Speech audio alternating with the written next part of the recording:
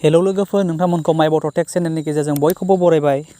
आसा खालामो नोंथांमोना बयबो मोजाङैनो दङ।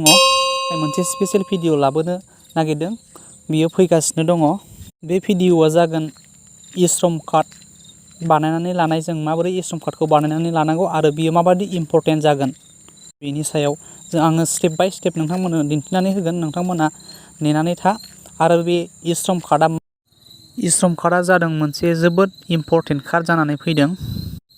बिनि गेजेरजों जोङो गभर्नमेन्टनि माखासे स्किमफोर, जेरैहाय दानो मोनबाय थानाय PM किसान एबा अरुण'दय स्किम एबा माखासे गोबां लनफोर, बेफोरबादि सरकारि स्किमफोरखौ मोननो गोरलै जागोन आरोखि। बे कार्डनि गेजेरजों जोङो बेफोरखौ एप्लाइ खालामोबा बे कार्डखौ गोनांथि जानो हागौ। बिनि थाखायनो बेखौ 25 आगस्टआव प्रधान मन्त्रिनिफ्राय लन्च खालामनाय जादों।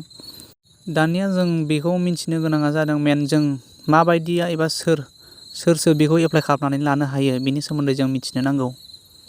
बे लेबार मावग्रा आरो आबाद मावग्रा आबादारिफोर, बिथांमोनहा बेखौ एप्लाइ खालामनानै लानो हायो आरो।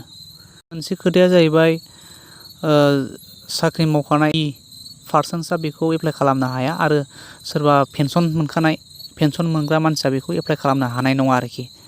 बिनिफ्राय जोङो मोनसे गोनांथिया जाहैबाय, जोङो बेखौ एप्लाइ खालामनो थाखाय जोंनो मा नांगौ।